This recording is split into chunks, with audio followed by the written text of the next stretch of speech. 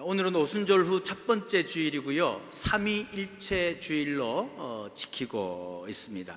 여러분, 삼위일체라 그러면 아버지 하나님, 아들 하나님, 그다음에 성령 하나님 세 분이 한 분 되심을 저희들이 신앙으로 고백하는 그러한 귀한 절기입니다. 그래서 오늘 말씀에 19절에 보면, 그러므로 너희는 가서 모든 민족을 제자로 삼아 아버지와 아들과 성령의 이름으로 세례를 베풀고 내가 너에게 분부한 모든 것을 가르쳐 지키게 하라라고 하신 이 말씀, 삼위일체 하나님의 그 귀한 속성과 명령을 또한 우리들에게 다시 한번 일깨우고 다시 한번 되새기는 그러한 날입니다. 그래서 이 본문을 가지고 하나님의 말씀을 전할 때에 또 성령께서 역사하셔서 여러분들에게 주님의 귀한 음성, 주님의 귀한 그 사명을 깨닫는 그런 귀한 시간 될 수 있기를 주님의 이름으로 간절히 축원드립니다.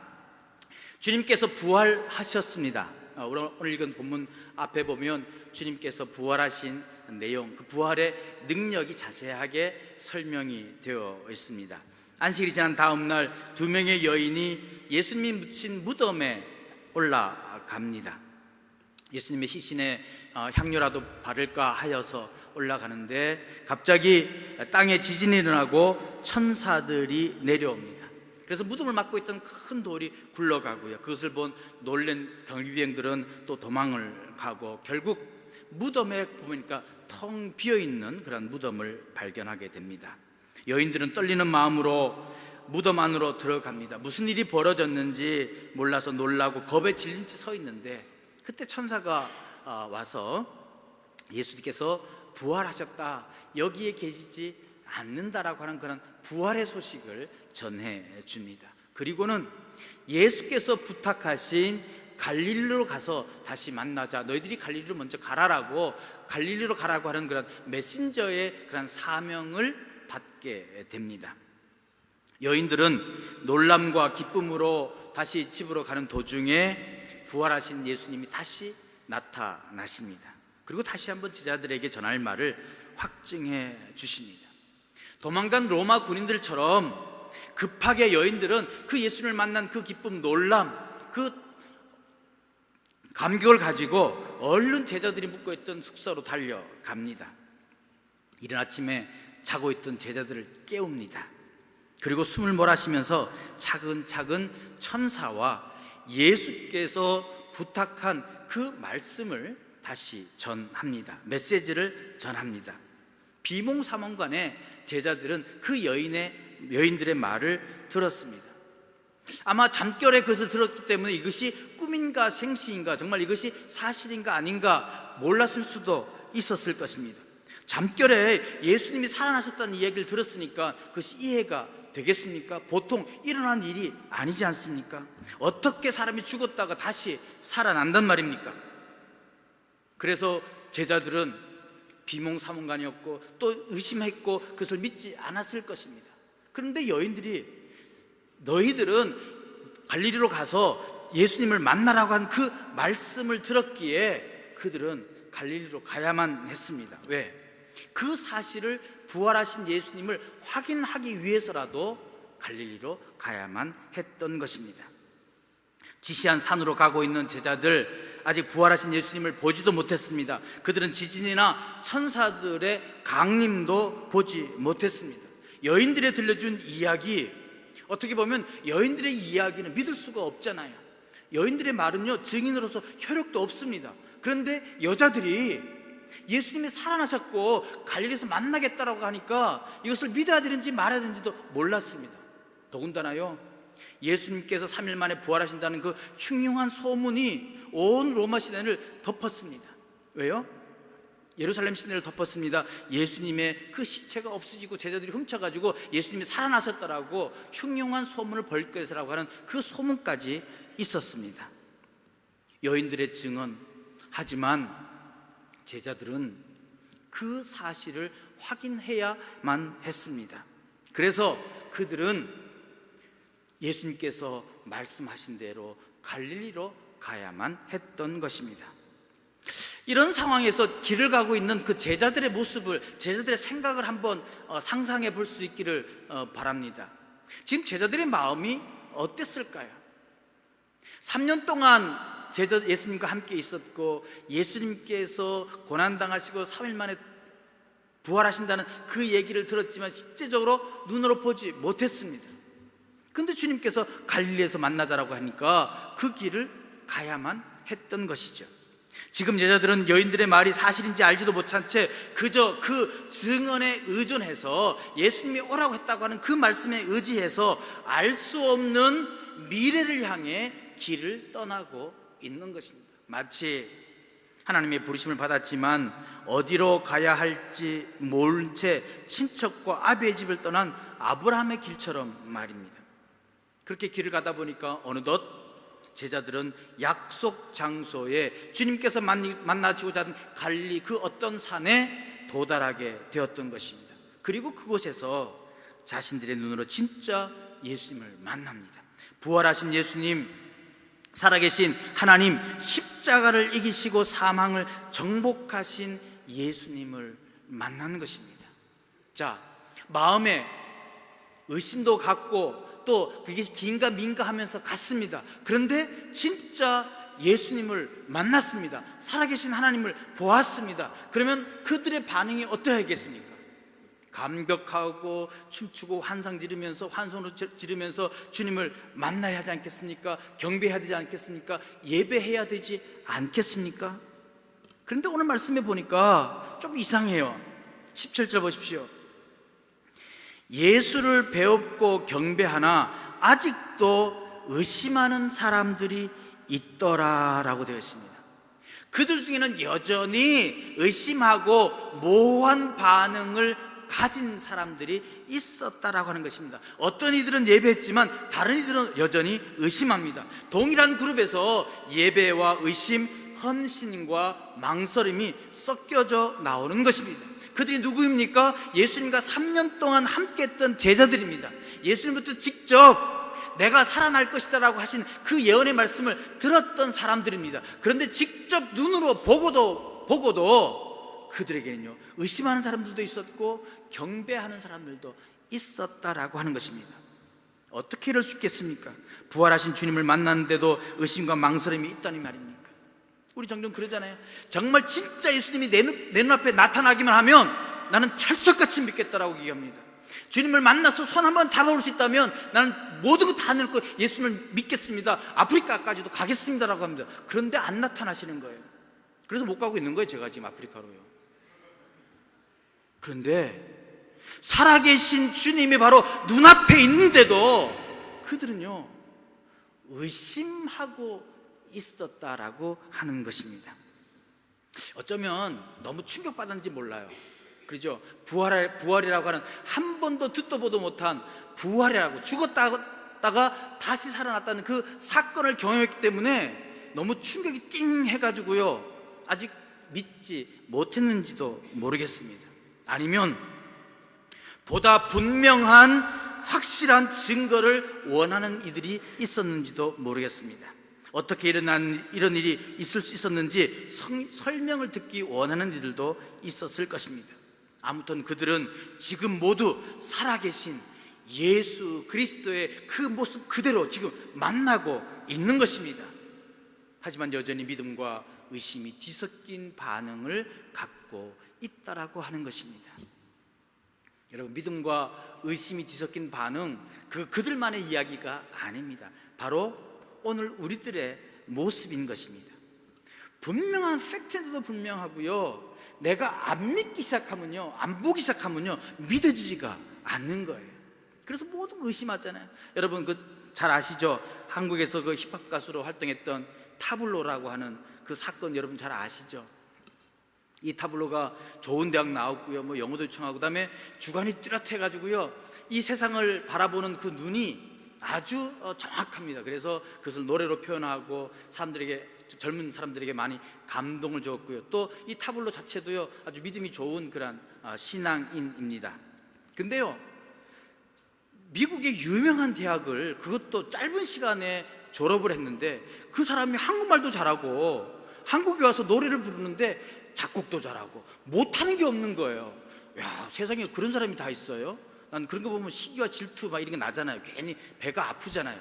근데 저와 같은 사람이 한두 명이 아니었던 모양입니다. 그러니까 그 가짜다. 어떻게 그 짧은 시간에 그 좋은 대학을 졸업하고 그리고 또 여기까지 와서 그 음악도 잘하고 작곡도 잘하고 노래도 잘할 수 있느냐? 그건 아닐 것이다. 그러면서 그런 마음을 가진 사람들이 한두 명 모여서 카페를 만들었어요. 인터넷에서. 그게 뭡니까? 타블로에게 진실을 요구합니다라는 그러한 카페입니다. 줄여서요 타진요라고 얘기합니다. 타진요 그룹을 만드는데, 그러면서 그들은 타블로에게 진실을 밝히라고 공개적으로 요구하고요 의혹을 제기합니다. 그런데요 한번 보신 분들은 그 의혹 제기한 거요 정말 그럴듯해요. 저도 혹 빠져가지고요 정말 이게 맞다라 그랬어요. 타진요가 맞다 그랬어요. 그래서 저도 가입을 했었거든요. 타진요에다가. 그렇게 될 리가 없잖아요. 그렇게 그런 머리 가지고 하버드까지 가고 그런 사람이 가수 한다는 게 속상하잖아요. 그래서 한번 하는데 타블로의, 근데 너무 좀 도가 지나쳐서 타블로의 인생 전체가 거짓이라고 하는 거예요. 처음에는 뭐 별다른 대응을 하지 않던 타블로가요 사건이 너무 커지니까 출신 학교 졸업장 그리고 성적 증명서까지 다 공개했습니다. 그런데도 믿지 않아요. 그거 전부 뭐라고요? 위조라는 거예요. 위조라고 하는 거예요. 그리고요 텔레비 기자가 직접 그 학교를 방문해서 그 타블로를 가르쳐준 선생에게 직접 인터뷰까지 다 했어요.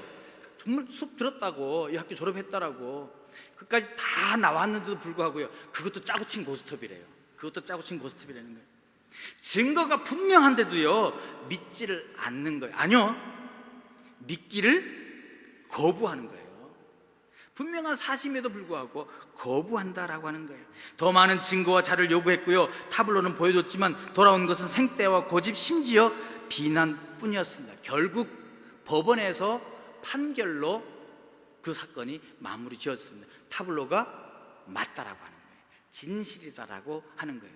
그런데도요 아직도 여전히 의심하는 사람들이 있습니다. 감옥까지 갔는데도 불구하고 한번 믿기를 거부하면요 어떤 것도 진실이 되지 않는 거예요. 우리 마음이 그런 것 같아요. 내가 믿고 싶은 것만 믿는 거지 내가 믿지 못하는 것, 내가 받아들이고 싶은 것은 절대로 받아들이지 않는 게 사람의 심정인 모양입니다. 중요한 것은 정보의 옳고 그름의 문제가 아니었는 거죠. 마음의 문제인 거죠. 그래서 이 타블로가 이렇게 얘기합니다. 자신은 이 사건을 통해서 참 많이 반성한다고. 왜냐하면 자기가 너무 교만했고 대중들의 마음을 얻지 못한 자신의 잘못이다 이렇게 얘기하고요 지금 아주 겸손하게 활동을 열심히 잘 하고 있는 그런 타블로입니다. 그러면서 자신도 마음의 상처가 무척 많이 컸다라고.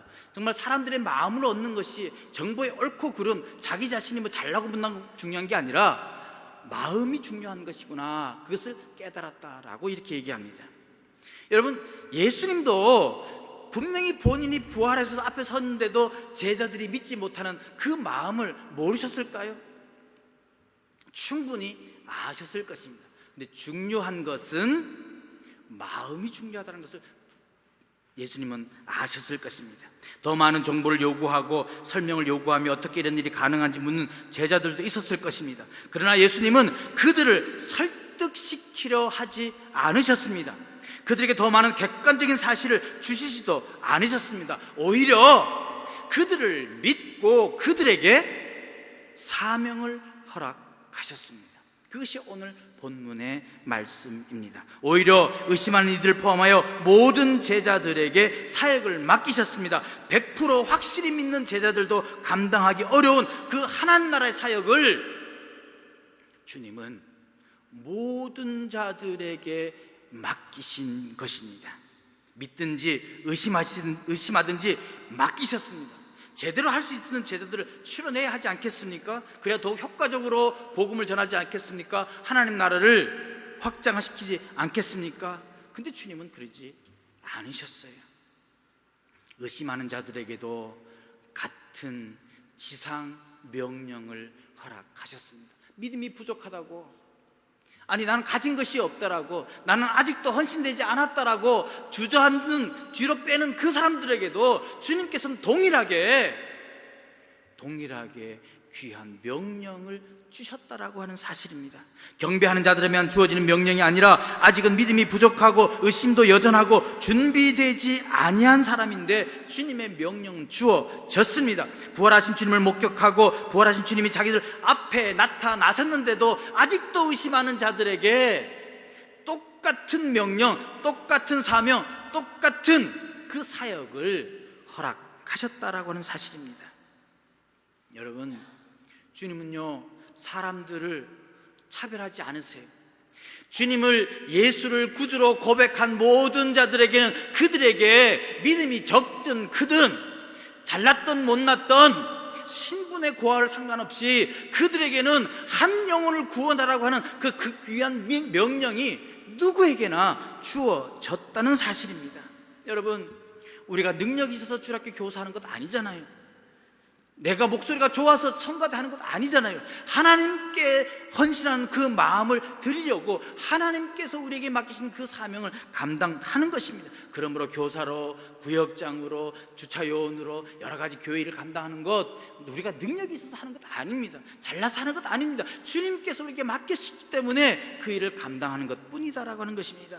오늘 의심하는 자들에게도 지상명령을 주어졌습니다. 여러분, 교회 직분은요 되고서 되어 가는 것이, 일하면서 힘을 얻는 것이 신앙의 세계예요. 다른 거하고 달라요. 직분이 주어지면 그 직분대로 행하다 보면 믿음이 자라는 거예요. 우리가요 믿음이 커서 일하는 거 아니잖아요. 이해되지 않아도 믿음으로 나가다 보면 모든 것이 다 이해되는 것, 이것이 바로 신앙의 역설입니다. 헌신의 역설입니다. 주님을 위해서 일하다 보면 믿음도 커지고 주님께서 우리를 귀하게 사용하시는 거예요. 주님께서 뭐라고 말씀하셨습니까? 나는 마음이 온유하고 겸손하니 나의 멍에를 메고 내게 배우라. 그리하면 너희 마음이 쉼을 얻으리라. 마태복음 11장 29절의 말씀입니다. 뭐라고요? 멍에를 메고 배워야지, 멍에를 메지 아니하면 배우지 못한다는 거예요. 주님의 명령, 주님의 지상명령, 주님께서 이렇게 맡기신 사역은 감당하다 보면 주님께서 능력을 주신다는 거예요. 다 능력 갖추고 난 다음에 하는 것 아니라는 것입니다. 나는 충분히 준비되지 못했다라고 한탄하지 말고 지금도 늦었다고 생각하고 뛰어들어야 성장할 수 있다는 거예요. 의심하고 준비가 부족하다 할지라도 주님께서 맡겨준 일을 감당하다 보면 주님께서 거기에 맞는 귀한 능력을 허락하여 주시고 멍에를 메고 주님이 힘주실 것을 믿고 봉사해야 하는 거예요. 이것이 바로 믿음의 이론입니다. 믿음의 이론은요 책상에서 배우는 것 아니에요. 현장에서 배우게 되는 거예요. 전도도 마찬가지예요. 우리가 입술이 짧아서 말이 짧아서 아는 것이 없어서 전도 못한다 그러잖아요. 여러분, 전도 얼마나 쉬워요. 와서 보라고 얘기 한마디만 하면 되는 것 아니에요. 근데 왜 자꾸 예수님을 변호하라 그러는 거예요? 여러분, 예수님 변호해가지고 되는 것 아니에요. 변호사는 맨날 거짓말만 하잖아요. 여러분, 예수님 변호하다 보면 저절로요 거짓말하게 돼요. 그러지 말고요, 내가 만난 예수님만 전하세요. 와서 보라. 안 되면 그냥 와서 보라 그러세요. 말 잘하는 정경선 목사 만나라 그러세요. 왜 여러분들이 다 하려고 그러세요? 단순히 행하고 따르다 보면, 순종하다 보면 주님께서 역사하시는 겁니다. 여러분, 주님께서 얼마나 이 일이 중요했으면요, 오늘 보세요. 18절 보십시오. 예수께서 나와 말씀하여 이르시되 라고 되어 있습니다. 이게 공동번호 성경에는요 가까이 오셔서 이렇게 말씀하셨다라고 이렇게 기록하고 있습니다. 의심하는 제자들을 책망하지 아니하시고요, 오히려 그들에게 가까이 나아가셔서 그들의 바로 지척에서 말씀을 하셨다라고 하는 거예요.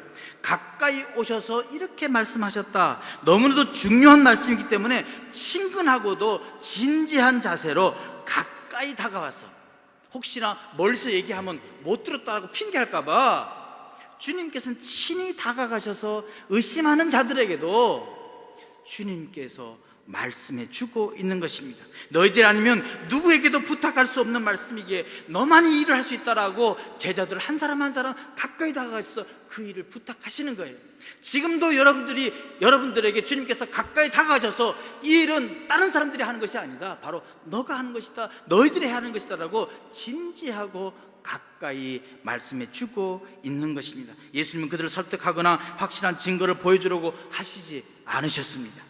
다만 그런 제자들에게 다시 너희들은 영혼을 구원하는 일에, 제자를 찾는 일에 너희들 나아가라라고 말씀하고 있는 거죠. 믿음과 의심 사이를 오고 가는 그러한 자들에게도 중차대한 중요한 사명을 맡기시고 있다라고 하는 것입니다. 위대한 명령은 그렇기 때문에 꼭 제자들만 하는 것 아니에요. 위대한 명령은요, 준비되는 자들만 하는 것 아닙니다. 이것은 어떻게 보면 주님께서 주시는 귀한 선교 명령입니다. 근데요, 그 선교 명령 이전에 교회 공동체성을 고백하는, 정체성을 고백하는 하나의 삶의 기초예요. 예수를 구주로 고백하는 모든 자들은 신분 고하를 막론하고, 남자와 여자를 막론하고, 노년과 아이를 막론하고, 종과 주인을 막론하고, 모든 자들이 하나님의 명령을 받아서 함께 하는 일이라고 하는 그런 고백을 말씀해 주고 있는 것입니다. 그러기에 주님께서 이렇게 말씀하십니다. 내가 너에게 분부한 모든 것을 가르쳐 지키게 하라. 볼지어라 내가 세상 끝날까지 너희와 항상 함께 있으리라 하시니라 라고 합니다. 여러분, 사복음서를 보시면요, 전부 주님께서 어떻게 하셨어요? 부활하시고 어떻게 하셨어요? 승천하셨습니다.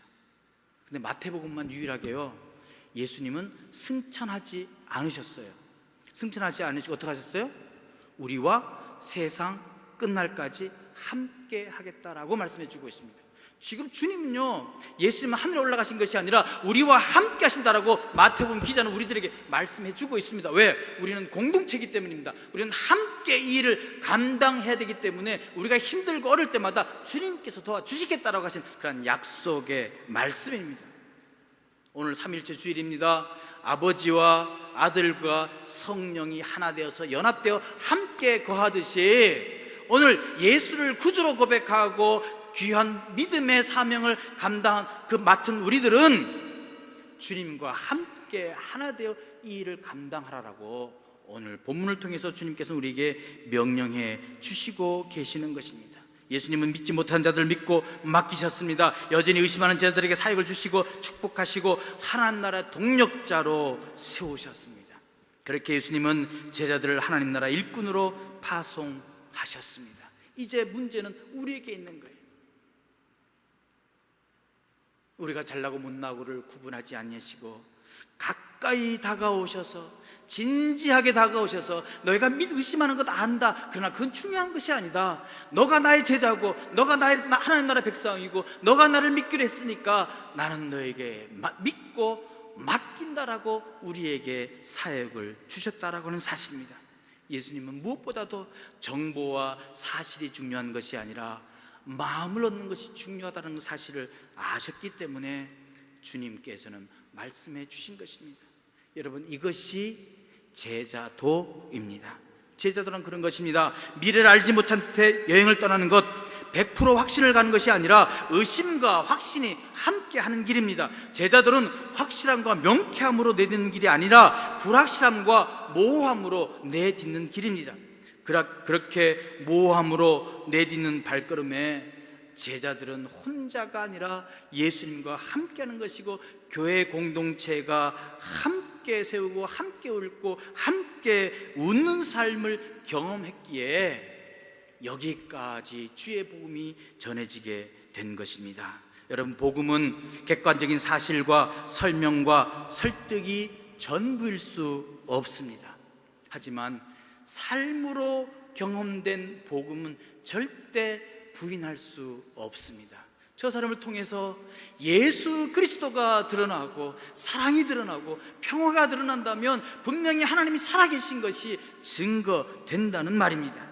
삶으로 경험되는 복음은 결코 부인될 수 없기에 주님은 의심한 자나 믿음이 부족한 자나 좀 가진 것이 없는 자나 전부 불러 모아서 함께 그 일을 감당하기를 원하시고 그런 제자도의 길로 초청하고 계신 것입니다. 오늘 우리도 바로 그 부르심 앞에 서 있는 것입니다.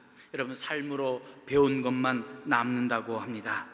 제자도는 삶으로 증명하는 것이기에 제자들의 걸음을 삼위 하나님께서 축복해 주셨습니다. 그러면서 주님께서 말씀하십니다.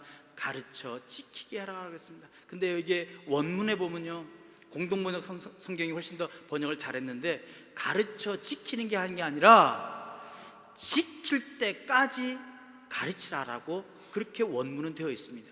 가르쳐 지키는 것보다 지킬 때까지 가르치라는 것입니다. 그러므로 우리는 뭡니까? 우리는 지킬 수 있을 때까지 배워야 하는 거예요. 그리고 그 말씀을 끝까지 지켜야 한다는 그러한 의무가 우리들에게 있는 것입니다. 상식적으로 알게 하려고 가르치는 것이 아니라 그 말씀대로 살아가게 하려고 가르치는 것입니다. 지키도록 가르치라고 하신 그 말씀의 의미가 바로 우리의 삶으로 예수 그리스도의 복음을 살아내라라고, 그것을 지키라고 오늘 우리들에게 말씀해 주시고, 모든 자들에게 바로 예수 그리스도의 복음을 들고 세상을 향해 나아가라는 그러한 선교의 귀한 명령인 것입니다. 오늘 주님은 우리와 항상 함께 있겠다고 했습니다. 주의 지상 명령을 받들어 지키고 그 말씀대로 사는 사람들, 주님이 동행하시는 것을 알게 될 것입니다. 그 말씀을 믿고 그 말씀대로 지키는 자에게 세상 끝날까지 함께 하시겠다고는 그 주님의 약속의 말씀이 그냥 공한 것이 아니라 바로 여러분의 삶을 통해서 경험하고 그 축복을 나눌 수 있게 될 것입니다. 간절히 바랍니다. 우리는 지상 명령을 수행하는 교회가 되고 성도들이 되어야 합니다. 우리를 구원하신 하나님의 아들로부터 명령을 받고 있습니다. 내가 준비까지 덜 되었다라고, 아직 덜 믿음이 작다라고 주저앉고 그리고 뒤로 후퇴하는 것이 아니라 주님의 그 말씀, 주님의 그 마음을 믿고 주님께서 명령하신 그 지상 명령을 받고 그 말씀대로 살아갈 때, 하나님이 우리와 함께 하신다는 그런 놀라운 축복을 경험하게 되고 많은 자들에게 하나님의 살아가심을 증거하게 될 것입니다. 말씀으로 살아내는 여러분 되시기를 바랍니다. 예수로 살아가는 여러분 되시기를 바랍니다. 오직 하나님께서 주신 그 놀라운 은총, 하나님이 함께 하신다는 그 약속의 말씀을 믿고 삶으로 증명이 되는 그런 제자로서 이 세상을 변화시키는 그런 저와 여러분 되시기를 주님의 이름으로 간절히 축원드립니다. 기도하겠습니다. 하나님 감사합니다. 오늘 말씀을 통하여 다시 한번 저희들의 마음을 결단케 하심을 참으로 감사합니다. 주님께서는 우리의 믿음, 우리의 의심, 이것을 보는 것이 아니라 온전히 하나님의 백성임을 저희들이 믿고, 그리고 주님께서 귀한 명령을, 귀한 사명을 저희들에게 맡기셨음을 이 시간 배웠습니다. 주님, 이제 믿음으로 나아가기를 원합니다. 지키도록 끝까지 배우기를 원합니다. 우리의 삶으로 하나님의 그 말씀을 살아내기를 원합니다. 성령께서 함께 하시고 주님께서 말씀하시든지 보라, 세상 끝날까지 내가 너희와 항상 함께 계시라는 그 말씀 믿고 주님과 동행하는 저희들, 주님의 그 사명을 잘 감당하는 그러한 저희들 될 수 있도록 주님 축복하여 주시옵소서. 예수 그리스도의 이름으로 간절히 기도합니다. 아멘.